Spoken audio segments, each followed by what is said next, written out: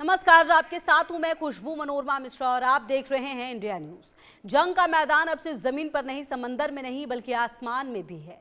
दुश्मन के fighter jet, cruise missile, ballistic missile, low flying target drone, अब सैकड़ों ड्रोन का झुंड किसी भी देश की सुरक्षा के लिए बड़ी चुनौती बन सकते हैं। आधुनिक युद्ध में हमला कुछ सेकेंड्स या कुछ मिनट में हजारों किलोमीटर दूर बैठे दुश्मन तक पहुंच सकता है। ऐसे में सवाल सिर्फ ये नहीं कि भारत के पास कितनी मिसाइलें हैं, सवाल यह भी है कि भारत का पूरा एयर डिफेंस नेटवर्क किसी खतरे को कितनी जल्दी देखता है, पहचानता है, ट्रैक करता है और फिर उसे आसमान में ही खत्म कर देता है। जी हां, आपको ग्राफिक्स के जरिए हम बताने और समझाने की कोशिश करते हैं कि आखिरकार आज इसकी बात क्यों हो रही है। भारत का मल्टी लेयर एयर डिफेंस ऐसा क्यों कहा जा रहा है? क्योंकि भारत ने इसी चुनौती के जवाब में एक ऐसा multi layered air defence network तैयार किया है जिसके आने के बाद भारत की जो सुरक्षा, जो अलग अलग, जिसमें जो दूरी है और साथ ही साथ जो मारक क्षमता है, उसको देखते हुए जो हथियार हैं वो तैयार किए गए हैं। अलग अलग ऊंचाई पर आने वाले खतरों के लिए अलग अलग सुरक्षा परतें मौजूद हैं। लंबी दूरी पर S-400 जैसे सिस्टम दुश्मन के हवाई खतरे को पकड़ने और रोकने की क्षमता रखते हैं, तो मध्यम और कम दूरी पर आकाश, बराक 8 और स्पाइडर जैसे सिस्टम सुरक्षा देते हैं। जिसके बाद point defence, anti drone system, electronic warfare और आखिर में बेहद करीब आने वाले खतरे के खिलाफ गन सिस्टम भी मौजूद है। यानी भारत की कोशिश सिर्फ एक दीवार बनाने की नहीं है, बल्कि आसमान में कई सुरक्षा दीवारें खड़ी करने की है। भारत अपने आप को हर लिहाज से सुरक्षित करना चाहता है, भारत अपने आप को हर लिहाज से तैयार करना चाहता है और शायद यही वजह है कि भारत ने अपनी सुरक्षा में अब कोई भी कमी नहीं रखी है। भारत लगातार ये कोशिश कर रहा है। इतनी सारी मिसाइलें और रडार तभी प्रभावित हो सकते हैं जब इन सबके बीच जानकारी का आदान प्रदान बेहद तेजी से हो। यहीं से शुरू होती है भारत के एयर डिफेंस के डिजिटल दिमाग की कहानी। IACCS यानी integrated air command and control system, इसे भारतीय वायुसेना के एयर डिफेंस नेटवर्क के एक तरह के स्वचालित डिजिटल मस्तिष्क के तौर पर विकसित किया गया है। अब आगे आपको यह भी बता देते हैं कि किस तरीके से इसके विकास के बाद जो परिवर्तन है वो देखने को मिलेगा। इसका काम सिर्फ किसी एक रडार से आने वाली जानकारी नहीं, बल्कि अलग अलग सेंसर से मिलने वाली सूचनाओं को एक जगह लाकर पूरे एयर स्पेस की तस्वीर तैयार करना है। अब आपने यह समझा कि आखिरकार इसका काम क्या है और चुनौती काफी बड़ी है, क्योंकि अगर आप अन्य देशों को भी देखें तो अन्य देश भी अपने आप को हर लिहाज से तैयार कर रहे हैं। लेकिन इतनी सारी मिसाइलें और रडार तभी प्रभावी हो सकते हैं जब इन सब के बीच जानकारी का आदान प्रदान बेहद तेजी से हो। यहीं से शुरू होती है भारत के एयर डिफेंस के डिजिटल दिमाग की कहानी। IACCS यानी integrated air command and control system, इसे भारतीय वायुसेना के एयर डिफेंस नेटवर्क में एक तरह के स्वचालित डिजिटल मस्तिष्क के तौर पर देखा जा सकता है। और जैसा कि हमने आपको थोड़ी देर पहले यह भी बताया कि इसका काम सिर्फ किसी एक रडार से आने वाली जानकारी देखना नहीं है, बल्कि अलग अलग सेंसर से मिलने वाली सूचनाओं को एक जगह लाकर पूरे एयर स्पेस की तस्वीर तैयार करना है।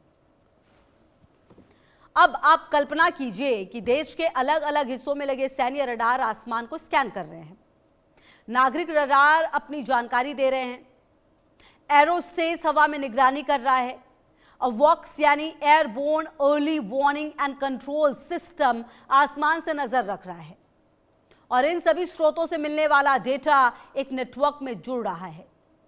यही जानकारी IACCS के जरिए एक व्यापक और वास्तविक समय की एयर पिक्चर तैयार करने में मदद करती है।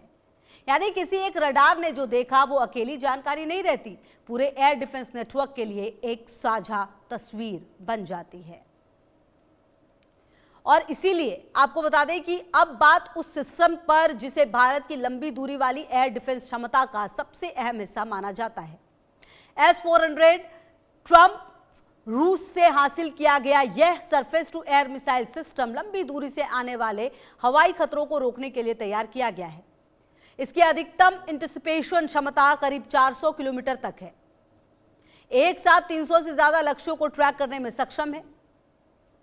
इसका मतलब है कि आधुनिक युद्ध में अगर एक साथ कई मिसाइल, विमान या दूसरे हवाई प्लेटफॉर्म भारतीय एयर स्पेस की तरफ बढ़ते हैं तो एयर डिफेंस सिस्टम के सामने सिर्फ एक लक्ष्य नहीं, बल्कि एक पूरा थ्रेट पिक्चर होता है, यानी दुश्मन का कोई बड़ा हवाई प्लेटफॉर्म भारत के संवेदनशील इलाके की तरफ बढ़ रहा है तो उसे बहुत दूर से ही ट्रैक और एंगेज करने की क्षमता एयर डिफेंस नेटवर्क के पास हो सकती है। यानी एयर डिफेंस का मकसद सिर्फ सीमा के पास आने वाले खतरे को रोकना नहीं, बल्कि संभव हो तो उसे बहुत पहले ही खत्म करना है। अब आपको बता देते हैं कि भारत का एयर डिफेंस सिर्फ विदेशी सिस्टम पर निर्भर नहीं है। भारत का अपना स्वदेशी आकाश एयर डिफेंस सिस्टम भी दुश्मनों के लिए काल है। ऐसा हम क्यों कह रहे हैं? ऑपरेशन सिंदूर में भारत ने दुनिया को दिखाया कि स्वदेशी सिस्टम की ताकत कैसी होती है। आकाश को भारत की प्रमुख स्वदेशी सरफेस टू एयर मिसाइल प्रणालियों में गिना जाता है। इसके डिजाइन में रेमजेट प्रोपोर्शनल तकनीक का इस्तेमाल किया गया है, जिसकी वजह से यह सुपरसोनिक गति से लक्ष्य की ओर बढ़ सकता है। आकाश की प्रभावी रेंज करीब 25 से 30 किलोमीटर है। रडार, कमांड और कंट्रोल और लॉन्चर मिलकर काम करते हैं। एक साथ 64 लक्ष्यों को ट्रैक कर सकता है और जरूरत के मुताबिक कई लक्ष्यों के खिलाफ एक साथ मिसाइल एंगेजमेंट कर सकता है। यानी अगर आसमान में एक साथ कई एयरक्राफ्ट या दूसरे हवाई खतरे मौजूद हैं तो सिस्टम को एक एक कर हर खतरे से सामने खड़ा होने की जरूरत नहीं है, बल्कि उसका पूरा फोकस एक साथ कई लक्ष्यों पर हो सकता है। अब आकाश के जो उन्नत संस्करण है उसको जान लीजिए। आकाश के बाद भारत ने इसकी क्षमता को और आधुनिक और अपग्रेड किया। आकाश प्राइम इसका उन्नत संस्करण है, जिसमें स्वदेशी एक्टिव रेडियो फ्रीक्वेंसी सीकर जैसे तकनीक का इस्तेमाल किया गया है, जिसमें अंतिम चरण में लक्ष्य की पहचान और सटीक हमले की क्षमता बेहतर हुई है। यानी आकाश की मूल ताकत के साथ अब ज्यादा आधुनिक सीकर टेक्नोलॉजी भी जुड़ रही है। इसके बाद की अगली है आकाश एनर्जी। इसका आर्किटेक्चर ज्यादा आधुनिक और नेटवर्क सेंट्रिक बनाया गया है। इसमें command and control unit, multi function radar और मिसाइल लॉन्चर एक इंटीग्रेटेड सिस्टम के रूप में काम करते हैं। यानी भविष्य का आकाश सिर्फ एक मिसाइल सिस्टम नहीं, बल्कि एक ऐसा नेटवर्क एयर डिफेंस प्लेटफॉर्म है जो तेजी से बदलते हवाई खतरे के खिलाफ प्रतिक्रिया देने के लिए तैयार किया जा रहा है। अब आप ये भी समझिए कि Barak 8 air defence system, spider SRI missile system, Strela, OSAAK Pechora, Shilka, Tunguska जैसे mobile defence system, point defence, L70 40 mm की गन और JDU-23.2 twin barrel anti aircraft gun, anti drone जैसे आधुनिक हथियार भारत की आसान जो ताकत है उसको काफी बढ़ा रहे हैं। और कुल मिलाकर भारत की ताकत को बढ़ाते हुए ये बता रहे हैं कि ये भारत अब पहले का भारत नहीं है। इस भारत ने अपने अंदर तमाम वो बदलाव किए हैं जो समय के हिसाब से काफी ज्यादा जरूरी है। और यही वजह है कि भारत आज अपने रक्षा क्षेत्र को और ज्यादा मजबूत करता हुआ नजर आ रहा है, चाहे वो जमीन हो, आसमान हो, हर तरीके से।